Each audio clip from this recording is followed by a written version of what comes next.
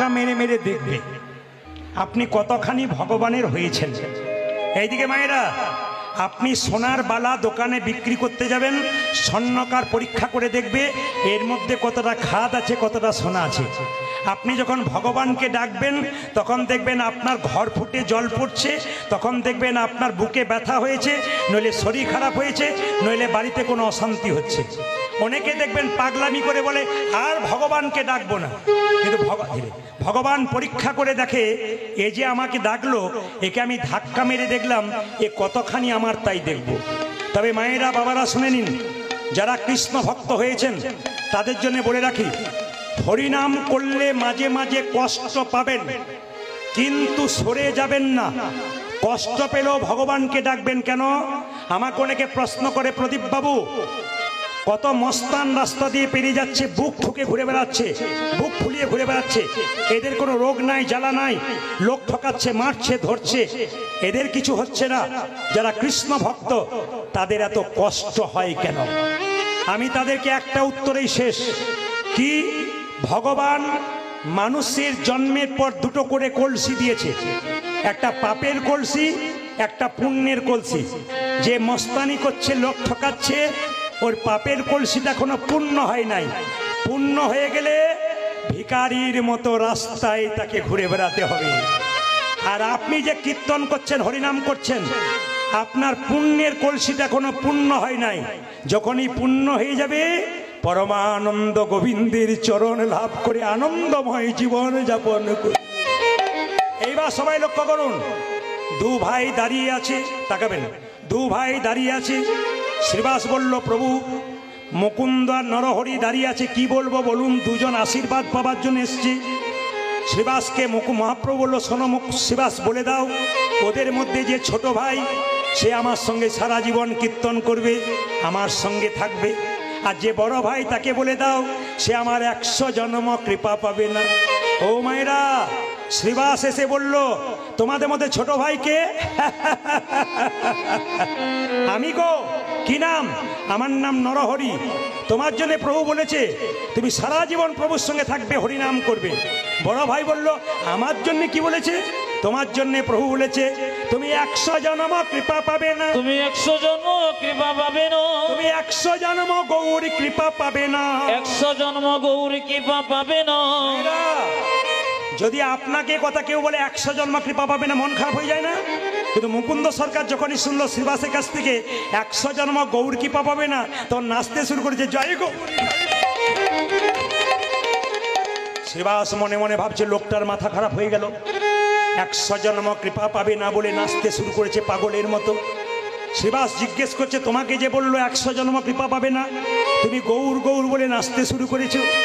আমি হলে তো বিষ খেয়ে আত্মহত্যা করতাম। শ্রীবাস বলছে। মুকুন্দ বলছে, শোনো শোনো শ্রীবাস, প্রভু যদি বলতো কোনো জন্মে সঙ্গ পাবে না, কোনো জন্মে সঙ্গ পাবে না, তাহলে না হয় আমি বিষ খেয়ে আত্মহত্যা করে দিতাম, না হলে আমি বেশি খেয়ে আত্মহত্যা করে দিতাম। প্রভু বলেছে 100 জন্ম কৃপা পাবো না, কৃপা পাবো না, 100 জন্ম না হয় গৌর গৌর বলে কেঁদে বেড়াবো, আমি কেঁদে বেড়াবো। যখন 100 জন্ম পেরিয়ে যাবে, 101 জন্মে প্রভুর আমি 101 জন্মে প্রভু সঙ্গ পাবো, 1 জন্মে প্রভুর সঙ্গ পাবো, তুই 1 জন্মে প্রভু সঙ্গ পাবো, 100 জন্ম কেঁদে বেড়াবো, 1 জন্মে প্রভুর সঙ্গ পাবো, আমি 100 জন্ম কেঁদে বেড়াবো, 101 জন্মে প্রভুর সঙ্গ পাবো, আমি 100 জন্ম কেঁদে বেড়াবো, 101 জন্মে প্রভু সঙ্গ পাবো, 100 জন্ম কেঁদে বেড়াবো, 101 জন্মে প্রভু সঙ্গ পাবো, তুই 1 জন্মে প্রভু সঙ্গ পাবো। বাবা 3 ঘন্টার কীর্তন শুনতে সে কতজনের হাঁটু ব্যথা হয়, কতজনের কোমর ব্যথা হয়, ধৈর্যচ্যুত হয়। এরা বসে বসে আজকে শিখে নিক। মুকুন্দ সরকার বলছে 100 জন্ম গৌর বলে কাঁদবো, 101 জন্মে তো কৃপা পাবো। এর থেকে কি শিখে যাচ্ছেন? শুধু কীর্তন শুনলে হবে না, শিখে যেতে হবে। কি শিখছেন?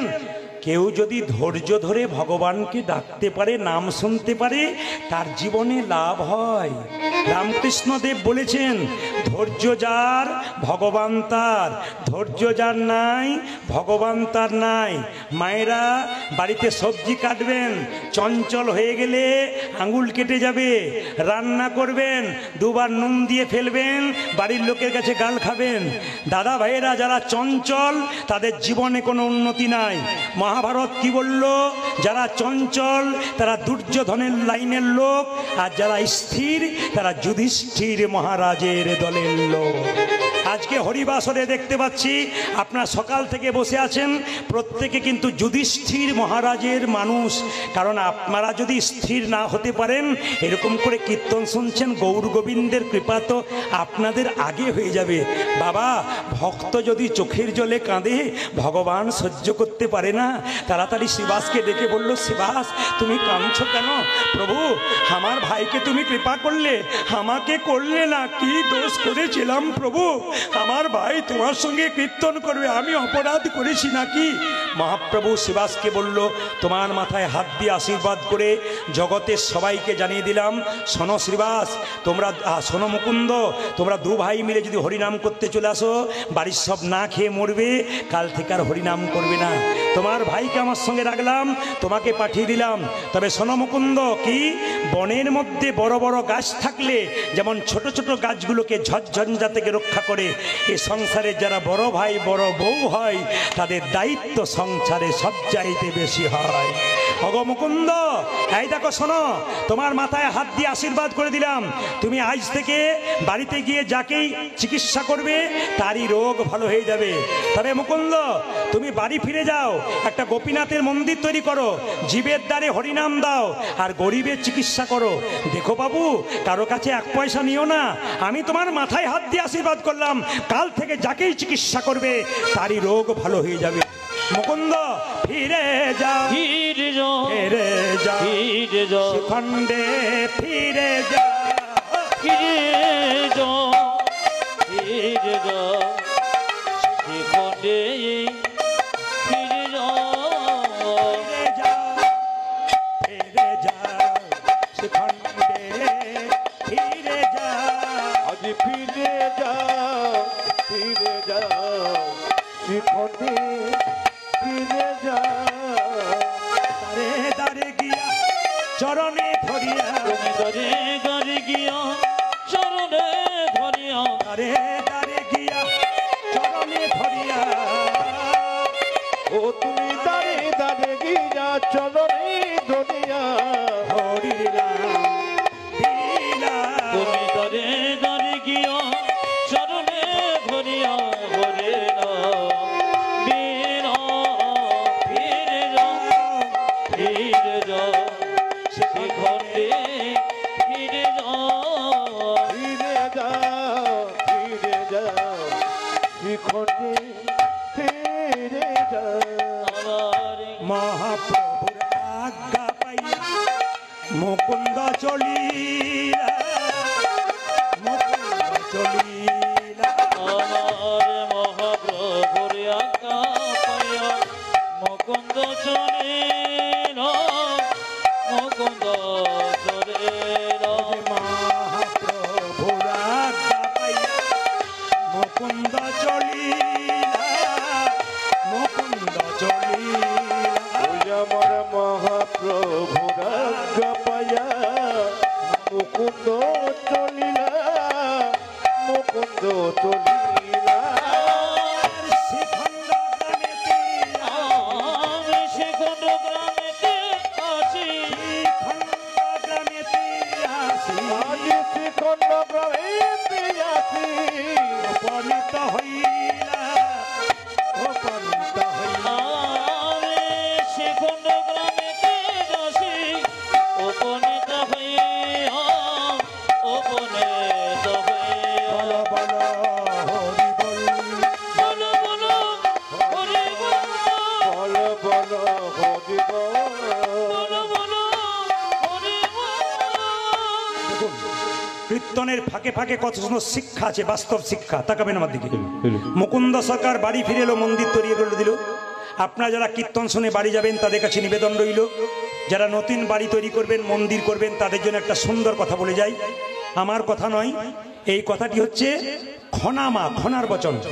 ও মায়েরা, বাড়ি তৈরি করতে গেলে খনামা বলেছে যে দক্ষিণ দুয়ারি ঘরের রাজা, পূব দুয়ারি তার প্রজা, উত্তর দুয়ারির খাজনা নাই, পশ্চিম দুয়ারির মুখে ছাই।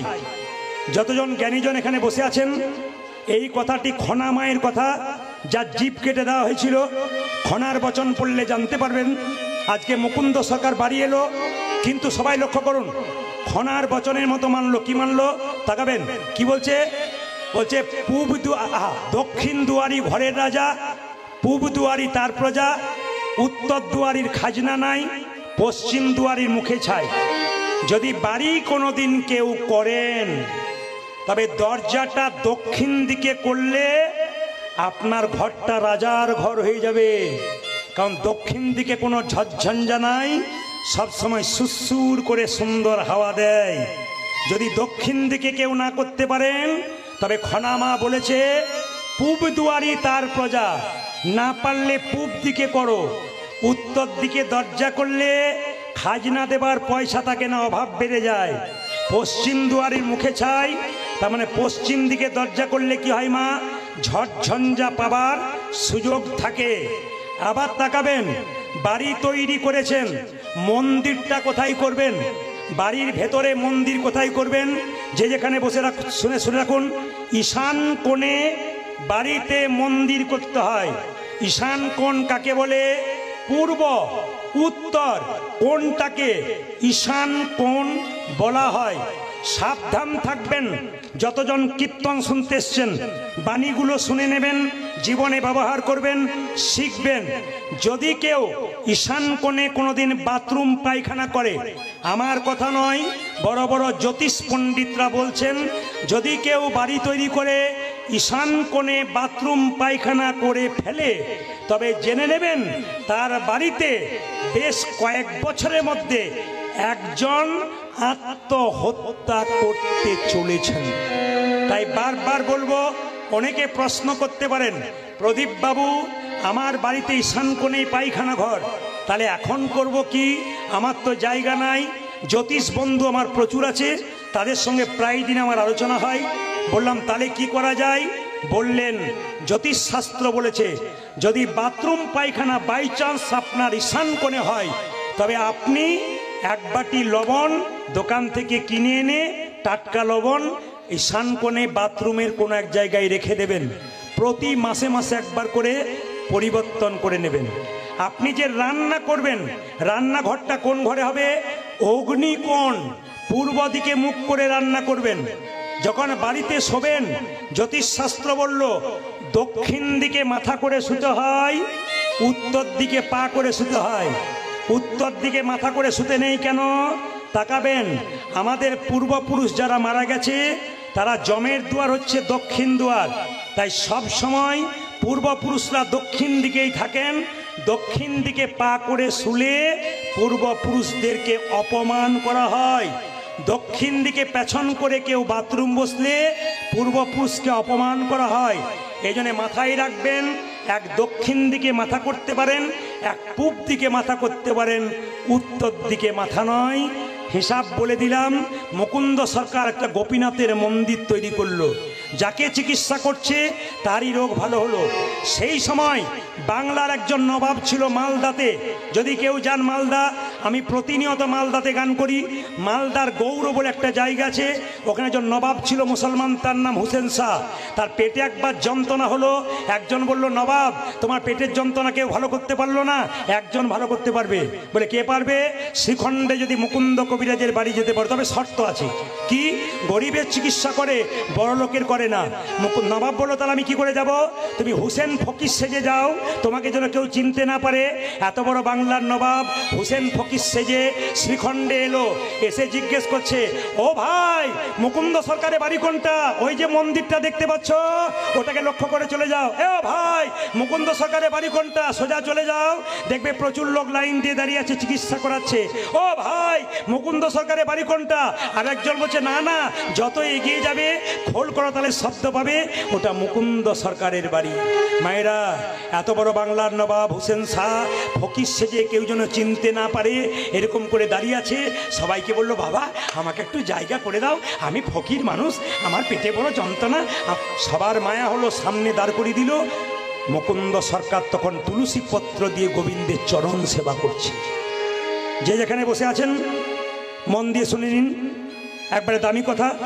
অ্যাপেলো, চেন্নাই, ব্যাঙ্গালোর, ভেলোর ডাক্তার দেখাতে যান, প্রদীপ পালের কথাটা মিলিয়ে নেবেন। ডাক্তারবাবু টেবিলের দিকে তাকাবেন, কৃষ্ণের ছবি। যে জাতির ডাক্তার সেই জাতির ভগবানকে তারা ভজনা করে। আমি একবার গিয়েছিলাম, একজন ডাক্তারকে দেখাচ্ছিলাম, উনি দেখলাম টেবিলে কৃষ্ণের ছবি রেখেছেন, অথচ সব চাইতে বড় ইউরোলজি, 201টা ইউরোলজি চেন্নাই হসপিটালে, তার মধ্যে 1 নম্বর জায়গায় ফরেন কান্ট্রি থেকে পাস করে এসেছে, আমেরিকা থেকে পাস করে এসেছে। সেই ব্যক্তি চিকিৎসা করবার আগে কৃষ্ণের চরণে তুলসী পত্র দিয়ে চিকিৎসা করছে। লজ্জা লাগা উচিত আমাদের।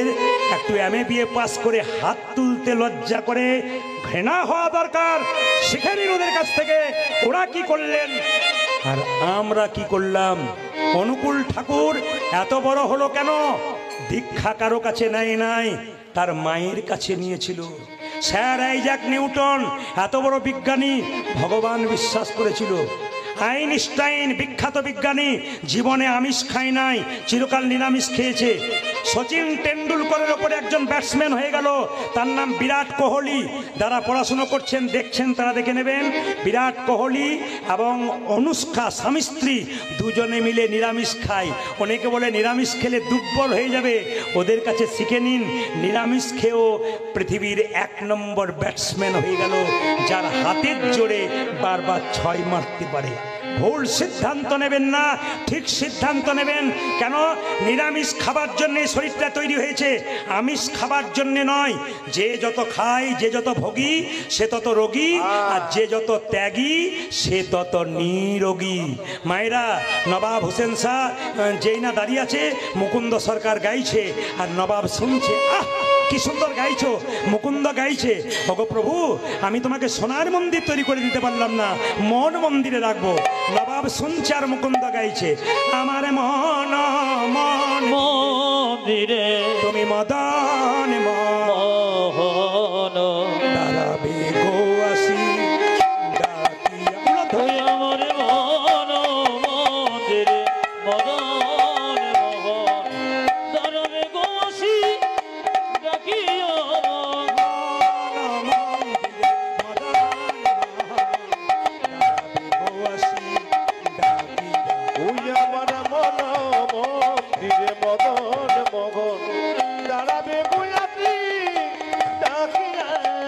কান্দিয়া কান্দিয়া তব নাম লইয়া, আমি কাঁদিয়া কাঁদিয়া তব নাম লইয়া। কান্দিয়া হরি বল।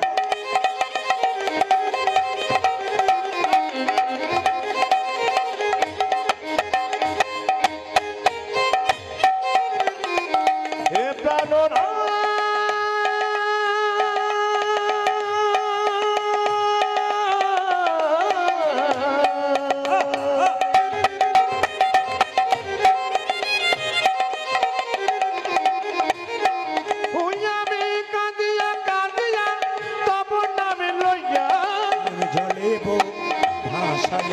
আমি কাঁদিয়া কাঁদিয়া তব নাম লইয়া, নয়ন জলে মুখ ভাসাইয়া। আমার মন মন্দিরে মদন মোহন দাঁড়াবে গো আসি ডাকিয়া। ওই আমার মন মন্দিরে মদন মোহন দাঁড়াবে গো আসি ডাকিয়া। এই যে মাঝে ভেতরে আপনাকে ডাকছি, আপনাকে। চশমা পরে ওই যে মাঝে আস্তে আস্তে হ্যালো, আপনাকে, এই যে আপনাকে, আপনাকে ওই যে মাঝে ভেতরে বসে ওই যে ওইদিকে তাকাচ্ছেন, আপনাকে ডাকছি, চশমা পরে ওই যে আপনাকে ডাকছি, আপনাকে আপনাকে আপনাকে এদিকে শোন এদিকে শোন আপনাকে ডাকছি, আপনাকে আপনাকে রাখছি এদিকে শোন আপনাকে না না আপনাকে নয়, মুকুন্দ সরকারকে ডাকছি নবাব, ভয় খেয়ে যাবেন না। এই যে ধীরে, তোমাদের সবচাইতে গরিব কে? এই যে বাবা। কি নাম তোমার?